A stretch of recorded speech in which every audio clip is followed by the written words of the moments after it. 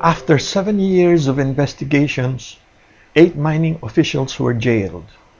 Only a handful were punished for such a huge environmental crime, and they were the wrong people at the bottom. The people on top, the CEOs who managed the project, went scot-free. Corporate accountability was just plain rhetoric. After Stava, 33 more dams built at state-of-the-art standards broke down all over the world. In mining, best practices are bad practices. They build dams to last forever, but they do not last forever. One day, after the mining firm has left with their billions in profit, disaster strikes at the blink of an eye. Now enter another dam which is 20 times bigger than Stava.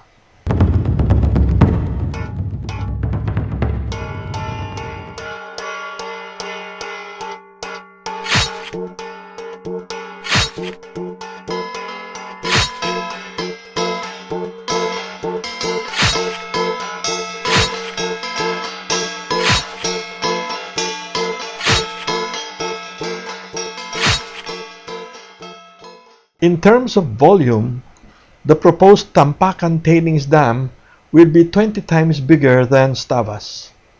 There are 4 environmentally critical areas: the open pit, the freshwater dam, the tailings dam below it, and a waste rock pile which will reach a staggering 1.65 billion metric tons after 20 years of operation.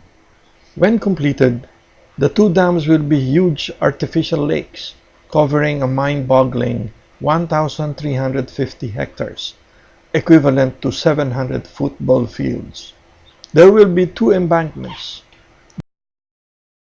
The lower one is a towering 180 meters tall, equivalent to a 9-story building.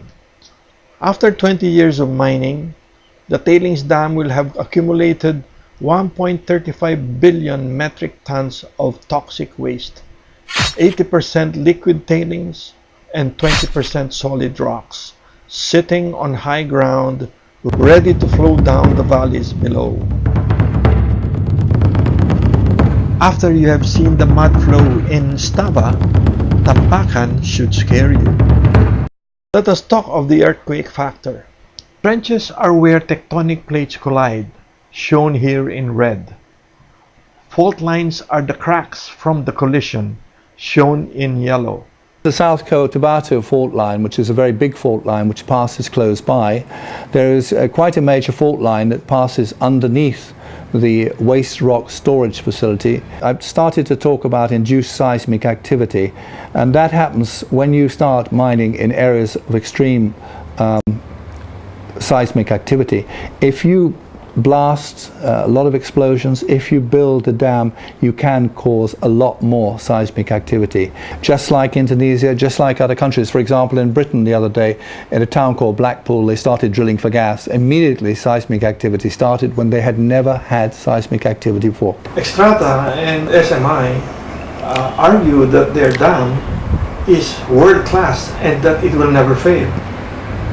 Well, we've heard this so many times before. How many people were told the dams that were built for mines here in the Philippines would never fail? And they have. Even more recently, I think TVI, one of its dams, had problems as well. I have an engineering background, by the way, and you have to be very, very careful when you make statements like world class, won't fail. You don't know how severe the seismic activity is going to be, particularly if you induce additional seismic activity. Most of the tailings dams that have been built to high engineering standards, but they've still collapsed. And it's a question of who is taking the risk. Is the mining company taking the risk, or the people of the area taking the risk? The government of South Cotabato have decided that they don't want to take the risk. That's why they have a moratorium on open cast mining. And that is a very serious question. You have to tell people the truth about the level of risk they're taking with these projects.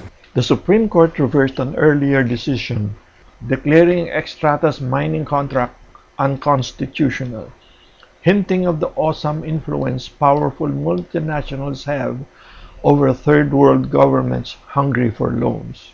Why is Extrata insisting on filing a license permit when it knows the South Cotabato province declared a ban on open pit mining?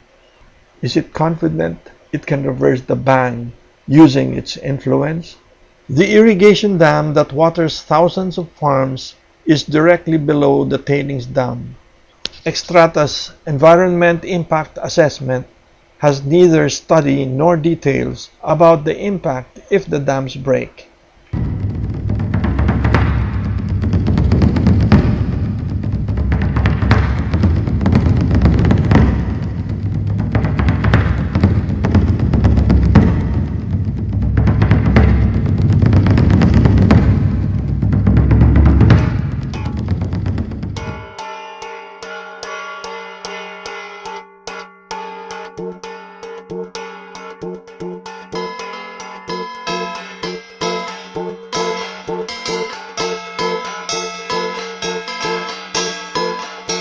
Straight down towards Dava del Sur. That's where it's going to go to.